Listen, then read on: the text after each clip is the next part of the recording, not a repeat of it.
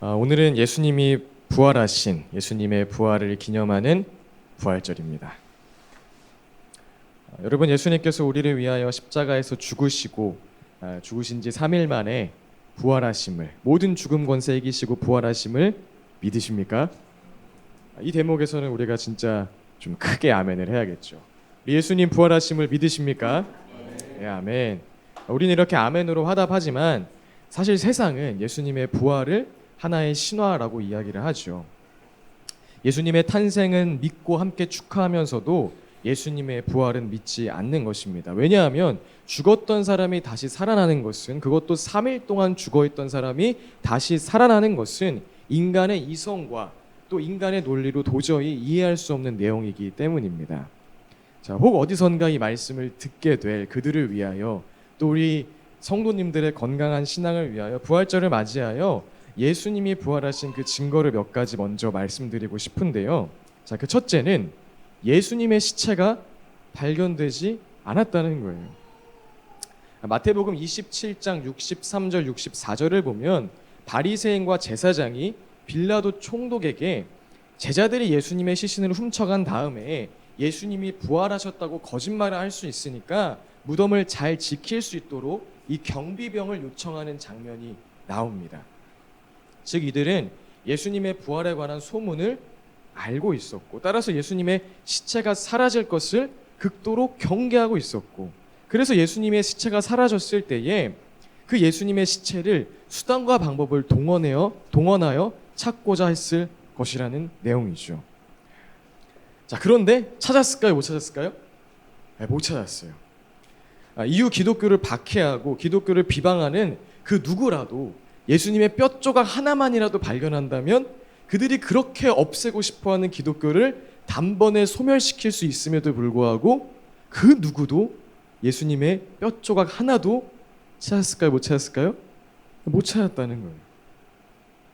자, 누군가는 제자들이 예수님의 시체를 불태운 거 아닙니까? 라고 의심할 수가 있겠지만 그럴 수가 없습니다. 자, 왜냐하면 유대인들은 이 육체를 하나님으로부터 온 선물로 보기 때문에 화장을 법으로 금하고 있고, 더구나 제자들은 예수님을 단순한 랍비, 위대한 스승을 넘어서 그리스도, 신으로 믿고 있었기 때문에 그들이 예수님의 시체를 태운다는 것은 불가능하다는 것이죠. 또 다른 이유는 고린도전서 15장 6절 말씀에 기록된 것처럼 예수님의 부활과 승천을 목격한 그 증인들이 많았고요. 또 대다수의 증인들이 부활하신 그 예수님을 전하다가 순교했다는 것입니다. 우리가 극심한 고문 가운데 자신의 생명을 구하기 위한 거짓말은 할 수 있어도 반대로 자신의 목숨을 포기하기까지 그 거짓말을 지속적으로 할 수 없는 것이고, 또 한 명이면 몰라도 정말 집단적으로 자신의 목숨을 건 그 거짓말을 계속할 수는 없다는 것이죠. 마지막으로 한 가지만 더 말씀드리자면, 성경의 부활의 첫 증인으로 오늘 본문의 주인공인 이 막달라 마리아를 앞세우고 있다는 거예요. 여러분도 알고 계시는 것처럼 당시 여자는 사람의 숫자를 셀 때에 포함시키지 않을 정도로 사회에서 목소리를 낼 수 없는, 따라서 증인으로 채택될 수 없는 그런 존재였습니다. 성경의 기자가 만약 초기 기독교 성장을 위해서 예수님의 부활을 거짓으로 꾸며낸 것이라면 아무도 인정해주지 않는 그런 여자를 첫 증인으로 기록했을 리가 없는 것이고, 따라서 마리아를 부활의 첫 증인으로 기록한 것 자체가 이 사건이 진리일 수밖에 없다는 것을 말해준다는 것이죠. 자, 이 밖에도 예수 그리스도의 부활을 증명할 수 있는 여러 가지 논리와 또 역사적 증거들이 있지만 다 설명드리지 않아도 여러분은 부활했다면 부활한 거지 뭐 그걸 따지고 들어, 뭐 이렇게 믿으실 거예요. 그죠? 뭐 제가 앞에 이런 거 얘기 안 해도 여러분 어차피 다 믿으셨을 거잖아요. 그죠? 자, 근데 반대로 그 모든 지구에 있는 증거를 다 모아서 전 세계에서 가장 권위 있는 신학교 교수님이 와서 설득을 해도 믿지 않는 자는 절대 믿지 않는다는 것입니다. 자, 왜일까요? 부활신앙은 이성적인 연구와 탐구로 얻어지는 것이 아니기 때문이죠. 물론 믿음을 향한 과정에서 연구와 탐구가 있을 수는 있지만 결론적으로 부활신앙이 개인에게 실제되는 순간은 부활하신 예수님께서 오늘 내 안에 살아계심을 느낄 때이고 2024년 3월 31일 지금도 나와 동행하시며 내 안에 하나님의 소원을 두고 행하게 하시는 그 주님의 인도하심을 경험할 때 믿어지는 그런 사건이기 때문에 그렇습니다. 우리 팀 켈러 목사님 부활을 입다라는 책에서 이렇게 말씀하시는데요. 우리 함께 읽어볼까요? 자, 시작.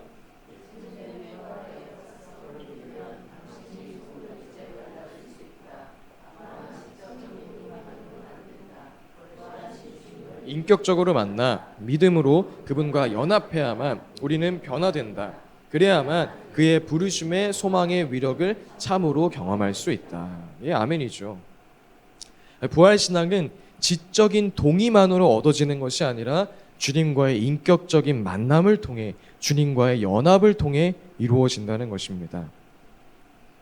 자, 그래서 지금부터는 우리가 이제 본격적으로 본론으로 들어가서 우리는 어떻게 이 부활신앙이 실제되는 그 주님과의 인격적인 만남으로 나아갈 수 있는지, 또 어떻게 일회성이 아니라 지속적으로 삶 가운데 부활신앙의 감격을 가지고 살아낼 수 있는지에 대하여 나누고자 합니다. 오늘 이 말씀을 통하여서 내가 은혜로 살았고 또 은혜로 살아가고 있다는 그 감격이 우리 교회 공동체 가운데 새롭게 일어나길 예수님의 이름으로 축복드립니다. 첫 번째, 부활신앙이 실제되게 하는 그 주님과의 인격적인 만남은 어떻게 이루어지는가? 자, 그 답은 오직 예수 그리스도의 은혜로 이루어집니다. 오직 예수 그리스도의 은혜로 이루어지죠. 오늘 본문의 주인공인 막달라 마리아는 예수님의 12 제자들처럼 예수님 곁에 항상 함께했기 때문에 예수님께서 죽으시고 3일 만에 부활하신다는 것을 분명 들었을 것입니다. 그리고 예수님께서 죽은 나사로를 살리심도 보았기 때문에 이 예수님은 죽음도 이기는 능력의 하나님이구나, 이 깨달음도 있었을 거예요. 그리고 심지어 무덤 속에서 누구를 보았죠? 무덤 속에 있는 천사를 보았기 때문에, 여러분 천사 쉽게 보십니까? 막 봐야지 하면 보이는 게 천사인가요? 아니죠. 천사를 보았기 때문에 지금 무엇인가 특별한 일이 일어난 것이구나, 그 깨달을 수 있는 기회도 있었어요. 자, 그런데 이 모든 지식과 그 경험을 예수님의 부활과는 연결시키지 못했죠. 우리 요한복음 20장 13절 14절 함께 읽어보겠습니다. 시작. 마리아에게 말하였다. 여자여, 왜 우느냐? 마리아가 대답하였다. 누가 우리 주님을 가져갔습니다. 어디에 두었는지 모르겠습니다. 이렇게 말하고 뒤로 돌아섰을 때에 그 마리아는 예수께서 서 계신 것을 보았지만 그가 예수인 줄은 알지 못하였다. 네, 예수님에 관한 경험과 지식이 있어도 시체가 사라졌다는 것은 누군가 가져갔기 때문이다라는 이 지극히 인간적인 범주의 생각과 그 사고방식을 깨지 못하고 있었다는 것입니다. 자, 그렇다면 언제 하나님의 차원과 인간의 차원을 가로막고 있는 그 벽이 깨지게 된 것일까요? 요한복음 20장 16절입니다. 시작. 예수께서 마리아야 하고 부르셨다. 마리아가 돌아서서 히브리 말로 라부니 하고 불렀다. 그것은 선생님이라는 뜻이다. 네, 우리가 하나님의 수준으로 올라간 것이 아니라 예수님께서 이 땅에 성육신 하신 것처럼 예수님께서 먼저 마리아야 라고 불러주심으로 인하여 예수님과 마리아 사이에 있던 그 벽이 깨지고 마리아는 그제서야 부활하신 예수님을 보게 되었다는 것이죠. 우리 에베소서 2장 8절 우리 함께 읽어보겠습니다. 시작. 여러분은 믿음을 통하여 은혜로 구원을 얻었습니다. 이것은 여러분에게서 난 것이 아니요 하나님의 선물입니다. 아멘. 우리 또한 마리아처럼 하나님의 선물, 나의 이름을 불러주시는 오직 그 은혜로 말미암아 주님과의 인격적인 만남을 경험할 수 있게 되는 것이고, 이를 통해 부활하신 예수님을 믿게 되는 그 믿음이 찾아오게 된다는 것입니다. 저는 개인적으로 중학교 2학년 때 인격적으로 예수님을 만나게 되었습니다. 모태신앙으로 태어났기 때문에 성경적인 지식과 기독교 문화에 익숙해져 있었지만 그 자체가 제게 믿음을 주지 못했다는 것은 확실합니다. 도리어 그런 지식적인 알은 암과 이 삶 사이의 괴리감으로 인한 기독교에 대한 부정적인 반응을 나타나게 할 뿐이었죠. 자, 그런데 어떻게 제 안에 믿음이 자리 잡게 되었을까요? 하나님 편에서 그 벽을 깨주신 것이죠. 세상의 문화와 교회의 문화 사이에서 갈팡질팡하면서 괴로워하던 어느 날 마음 가운데 준기야, 내가 너를 안다 라는 그 하나님의 음성이 찾아왔고, 그 순간 내 마음에 예수님 정말 살아계시는군요, 그 믿음의 화답이 일어나게 되었다는 것입니다. 여러분에게도 부활의 주님을 보게 된 그 눈이 뜨여지는 순간, 주님께서 여러분의 이름을 부르셨던 그 날이 생각나실 것입니다. 오늘 이 부활의 아침, 오직 은혜로 우리를 부르신 그날의 감격이 다시 한번 새롭게 일어나길 예수님의 이름으로 축복드립니다. 자, 혹시 아직 내 이름을 부르시는 주님의 음성을 듣지 못한 것 같다면 오늘 이 마리아처럼 예수님을 간절하게 기다리며 찾을 때에 나의 이름을 부르시는 그 주님의 은혜를 경험하게 되시길 예수님의 이름으로 또한 축복드립니다. 자, 그런데 우리가 그렇게 처음 주님의 음성을 들었을 때에는 창밖을 비추는 그 아침 햇살에도 눈물이 흐르고, 길에 펴있는 꽃과 나무도 새롭게 보이고, 세상 모든 사람을 사랑으로 품어줄 수 있을 것만 같았는데, 살아가다 보면 삶에 치이고 사람에 치여서 그 감격과 감동이 눈 녹듯이 사라지는 그 날들을 경험하게 되기도 하죠. 지금 당장 내 곁에서 말씀하시고 눈을 감으면 만져질 것만 같던 그 주님이 어느새 먼 길을 떠난 연인처럼, 아이 뭐 우리 주님 알아서 잘 지내고 계시겠지 싶은 마음으로 살아가게 되는 것이 또한 우리의 현실이라는 것입니다. 자, 그렇다면 두 번째로, 우리는 어떻게 이런 현실 앞에 날마다 부활신학의 감격으로 살아갈 수 있는 것일까요? 어떻게 하면 현실에 지지 않고 잠시 넘어졌다 할지라도 오직 은혜로 받은 부활신학의 능력으로 다시 일어설 수 있는 것일까요?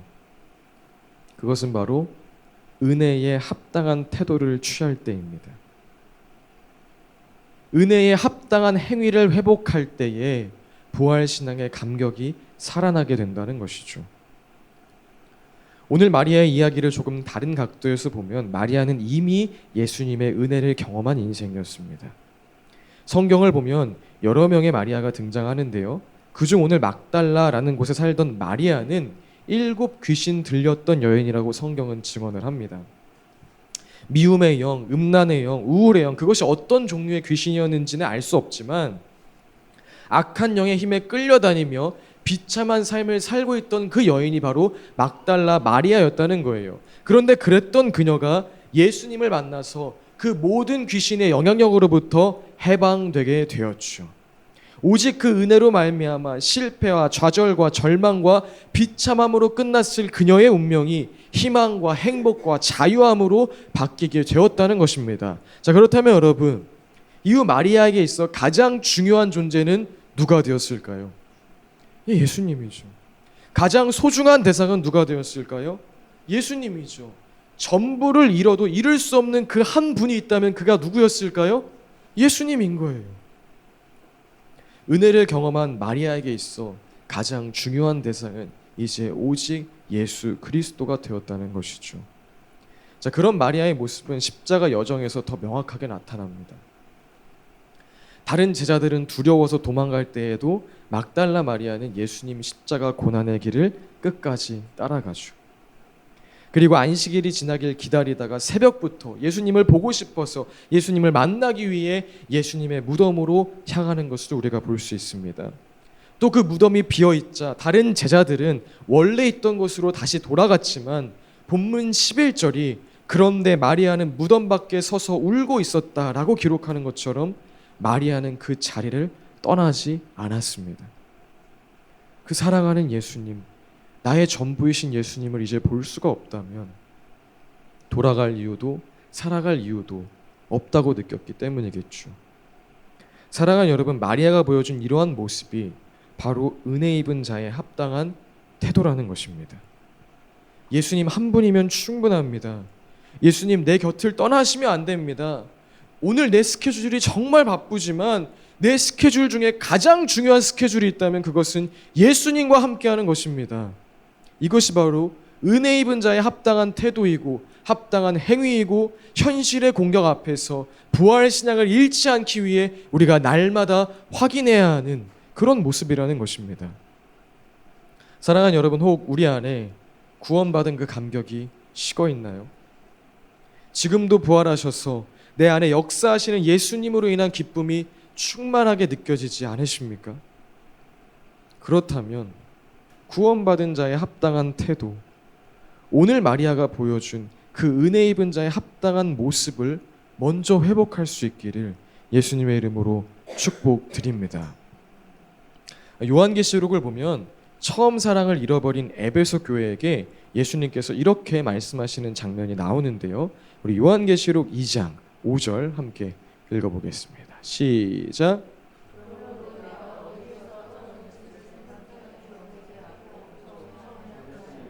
우리 한 번 더 시작.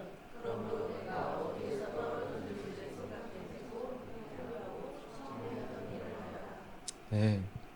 개역개정으로 보면 처음 행위를 가지라고 말씀하시는데요.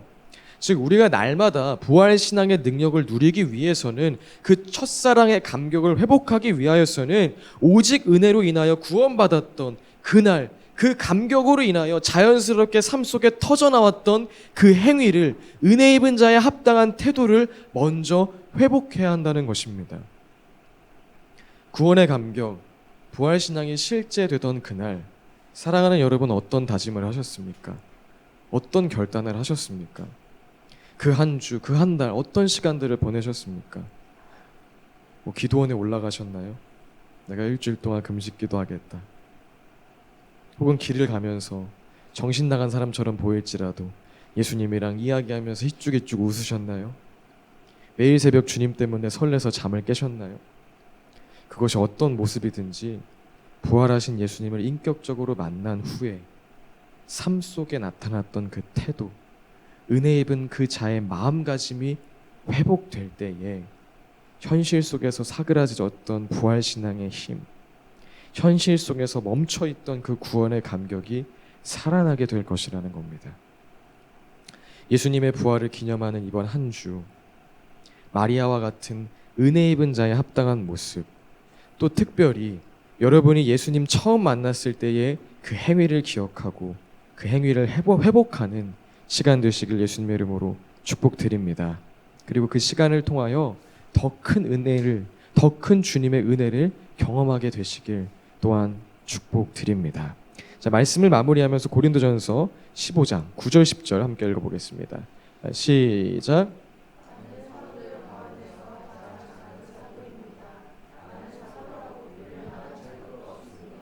그것은 내가 하나님의 교회를 박해했기 때문입니다. 그러나 나는 하나님의 은혜로 오늘의 내가 되었습니다. 나에게 베풀어 주신 하나님의 은혜는 헛되지 않았습니다. 나는 사도들 가운데 어느 누구보다도 더 열심히 일하였습니다. 그러나 이렇게 한 것은 내가 아니라 나와 함께 하신 하나님의 은혜입니다. 아멘. 오늘 이 사도 바울의 고백처럼 오늘 우리가 살아서 숨쉬는 것, 오늘을 살아낼 수 있는 것, 그리고 심지어 죽음을 이기시고 부활하신 예수 그리스도를 믿고 또 영원한 나라를 소망하게 된 것, 이 모든 것 누구의 은혜? 오직 우리 주님의 은혜입니다. 완전한 주님의 은혜이죠. 자, 그런데 그 은혜를 경험하게 되면 어떤 일이 생기는가? 사도 바울의 고백처럼 나는 사도들 가운데 어느 그 누구보다 열심히 일하였다. 그 은혜에 합당한 반응, 은혜에 합당한 태도가 나타나게 된다는 것입니다. 자, 그런데 놀라운 것은 무엇인지 아십니까? 그 처음 행위를 가지고, 그 처음 감격을 가지고 날마다 주님을 위하여서 살아가면 이는 분명 나의 노력이었음에도 불구하고 그 노력 가운데서도 깨닫게 되는 것이 있으니 그것은 바로 자신의 그 노력 또한 더 큰 주님의 은혜로 인함이었음을 알게 된다는 것입니다. 오직 은혜가 은혜에 합당한 태도, 은혜에 합당한 행위를 만들고 때로는 현실에 치여서 우리의 감정이 식었을지라도 그 감정에 속지 않고 처음 행위를 붙들고 살아가면, 처음 마음가짐을 회복하여 나아가면 그 삶은 더 큰 은혜를 깨닫게 만들고 그 은혜가 또 더 큰 삶의 에너지를 만드는 그 은혜의 선순환이 이루어진다는 것이죠. 그래서 오늘 말씀 제목이 은혜의 여정인 거예요. 오늘 교회 공동체 한 사람 한 사람이 각자 어느 지점에 있는지 다 알 수 없으나 아직 나에게 찾아오신 하나님의 은혜, 나의 이름을 부르시는 그 주의 은혜를 경험하지 못했다면 여러분 마리아처럼 예수님 앞에서 더욱 갈망하시고 찾으시길 바랍니다. 그리고 그 은혜를 경험했다면 은혜에 합당한 그 태도로 인하여 더 큰 은혜로 걸어가는, 그렇게 우리 모두가 은혜의 여정 속에 거하는 토보처치 되시길 예수님의 이름으로 축복드립니다. 우리 그 마음 가지고 함께 찬양하도록 하겠습니다. 사랑하는 여러분, 은혜의 여정을 걸어가시면서 꼭 이거 기억하셨으면 좋겠어요. 내가 아닌 주님의 은혜를 크게 보자. 한번 같이 얘기해볼까요? 내가 아닌 주님의 은혜를 크게 보자. 여러분, 우리가 충격을 받고 감정적으로 반응해야 될 영역이 있고 아닌 것이 있어요. 그래서 말씀드릴게요. 흔히 사람들이 감정적으로 주님 아버지 앞에서 충격을 받고 기도하고 울부짖는 내용들이 뭐냐면 이런 것들이에요. 주님, 나는 주님 앞에 보잘것없는 인생입니다. 나 같은 인생 어떻게 주님 쓰십니까? 오 주님, 내가 죄에 또 무너졌습니다. 오 주님, 내가 마음을 또 빼앗겼습니다. 이런 인생 주님 어떻게 쓰십니까? 나를 불쌍히 여겨주옵소서. 이런 기도에 되게 감정을 실어서 되게 그런 이야기들에 충격을 받고 기도를 한단 말이에요. 근데 이건 별로 충격을 받고 감정적으로 반응하지 않아도 될 내용이에요. 왜요? 팩트니까요. 굳이 그렇게 애쓰지 않아도 주님도 알고 나도 알고 내 옆에 있는 사람도 아는 내용이에요. 어떤 내용이요? 못났다는 거예요. 못한다는 거예요. 주님이 할 수 없는 존재라는 거예요. 그거 그렇게 너무 시리어스할 문제가 아니라는 거죠. 너무 당연한 얘기라는 거예요. 근데 오히려 우리가 충격받고 감정적으로 반응해야 되는 건 뭘까요? 오늘 여기서 예배 드린다는 거예요. 아침에 일어났을 때 예수님 생각이 난다는 거예요. 성경 말씀을 읽는다는 거예요. 내가 예수를 믿는다는 거예요. 때로는 죄 가운데 빠졌을 때 그 죄 때문에 괴로워한다는 거예요. 그게 감격받아야 할 포인트입니다. 그게 놀라워야 할 포인트입니다. 여러분, 내가 아닌 그 은혜를 더 크게 보시길 예수님의 이름으로 축복드립니다. 그럼 그 포인트가, 그 감격이 더 큰 은혜를 만들어 가는 게 결국에 은혜의 과정인 거예요.